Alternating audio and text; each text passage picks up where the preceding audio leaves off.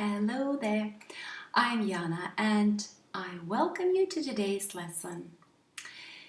Well, summer is melting away and next week we have a new semester, a new school year. Are you excited? I'm excited to see all of my students, and if you're my student, hey! Good to see you next week. And if you're still looking for a class where you can learn English or Russian, then you may want to check this website below and maybe find something suitable for you. By the way, I have some new classes beginning in September and October, and you will learn about these two classes on my website. That's enough with this announcements, and now let's get down to business and look at these two verbs that I selected for you. Rise and raise.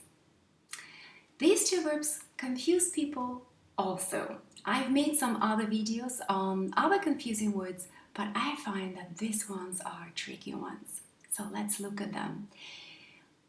Even though they sound similar and they mean they have a similar meaning, moving upwards, the grammar about these verbs is different. So that means the way they're used is different. We will look first at the verb raise, which is a regular verb. You can see the ending D, raised, raised in both simple past and past participle form, which is easy to remember. That's good. And in the brackets, did you notice there is a letter T? Do you know what it means?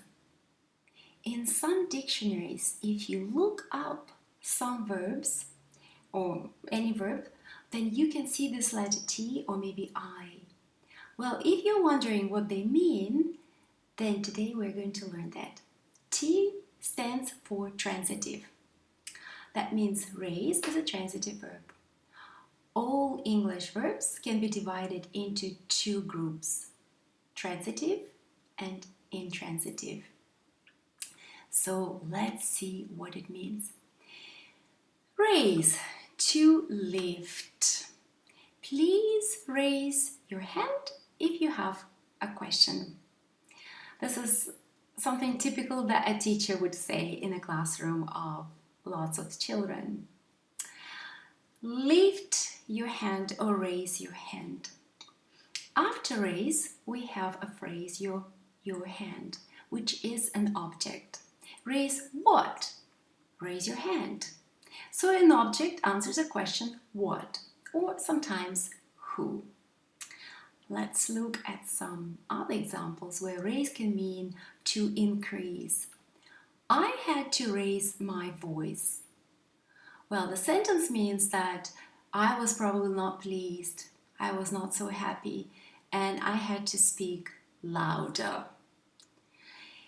In this sentence, we can see that it begins with a subject, I, had to raise, these are two verbs, and my voice is an object. I had to raise what? My voice. The subject, if you can see, directs its action, in this case raise, towards object, my voice. Without object, in both of the sentences, the verb will feel lost and the sentence wouldn't make any sense.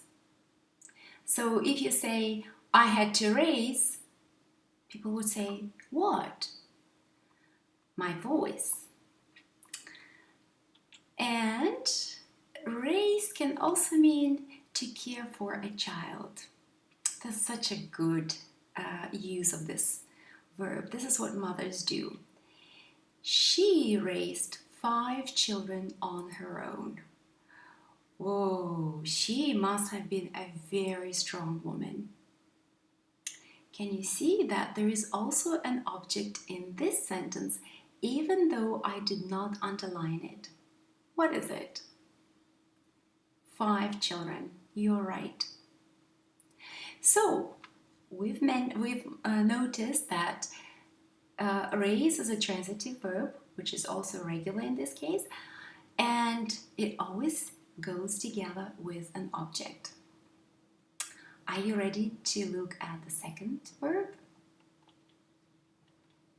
Rise. Rise is irregular verb. Rose, risen is the simple past and past participle form. And this, my friends, you will have to remember. And in the brackets, it stands I for intransitive. Yes, it doesn't take any object. You guessed correctly. Let's look at some examples. So, rise is also moving up, and the sun rises early in the morning.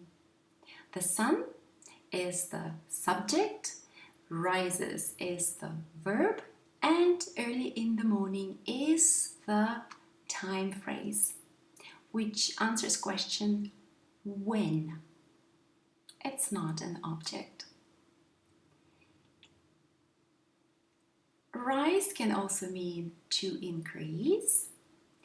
Inflation is rising at 2% a month.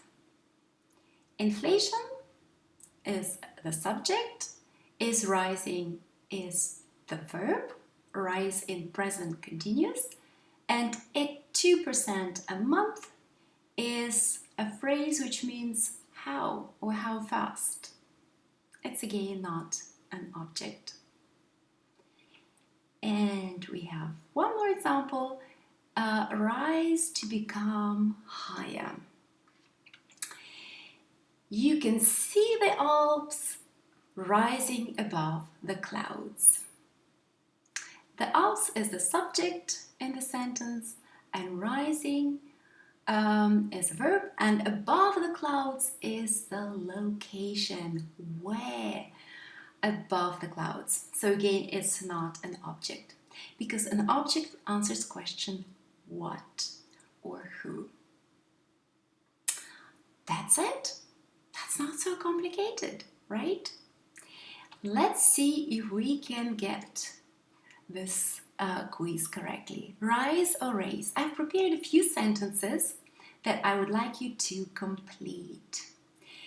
They some interesting questions during their discussion. Rise or raise? And in which form? In which tense? The correct answer is raised. They raise some interesting questions during their discussion. I use past form thinking that this must have happened sometime in the past. The prices of gas, the correct answer is rose. So obviously here there is nothing coming after the verb, and if there is no object, that means the verb is intransitive. So we chose rise, and in the past form we could have finished the sentence with another time phrase like the prices of gas rose last month. Okay, number 3. My spirits, whenever I think of you. The correct answer is rise. My spirits rise means that I feel happy whenever I think of you. That is such a good phrase. Maybe you want to think about your spirits and when they rise, and write down some examples. But before you do this, let's look at the last sentence. The government plans to, and the word that you can't see because of my plant is taxes. The government plans to, taxes. The answer to this question, or the right word for the gap, is raise, because Texas in this sentence is an object, or the object of this sentence. Well, does it all make sense to you? I hope it does. And the best way to find out is to write down some sentences in which you can use these verbs, rise and raise. Remember, if you do them right below in the comments box, in the comments section, I will look at them. I will check them and put a smile if they are correct. That's it for today. I hope it was useful. If you have more wishes, put them down. And I hope to see you in the next video. Bye!